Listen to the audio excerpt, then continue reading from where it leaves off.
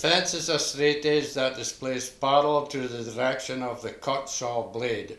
It is rigidly connected to the saw or table.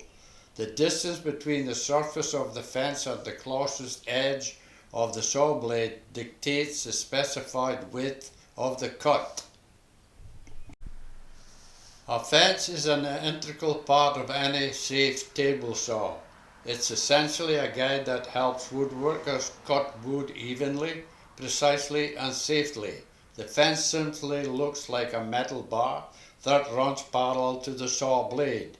The saw operator can adjust the fence according to the width of the cut. A simple piece of metal, the rib fence is one of the most valuable parts of the saw. High, low blade height. The saw functions at its best when the angle of the blade teeth are relative to the top surface of the workpiece is as extreme as possible.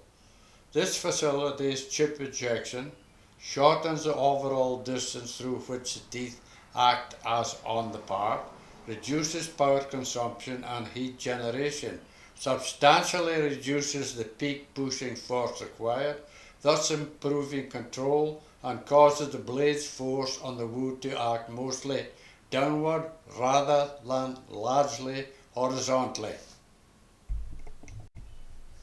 A low blade, on the other hand, has more teeth in contact with the material.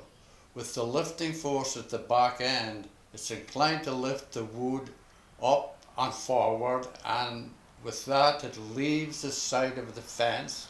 Then the teeth contact the material and throws it back at you as a kickback. When using a low blade, you are more inclined to get a kickback. With more teeth in contact with the rear of the material, the lifting force is inclined to lift the wood up, and then it leaves the side of the fence. The teeth contact the material, lift it up, and throw it back as a kickback.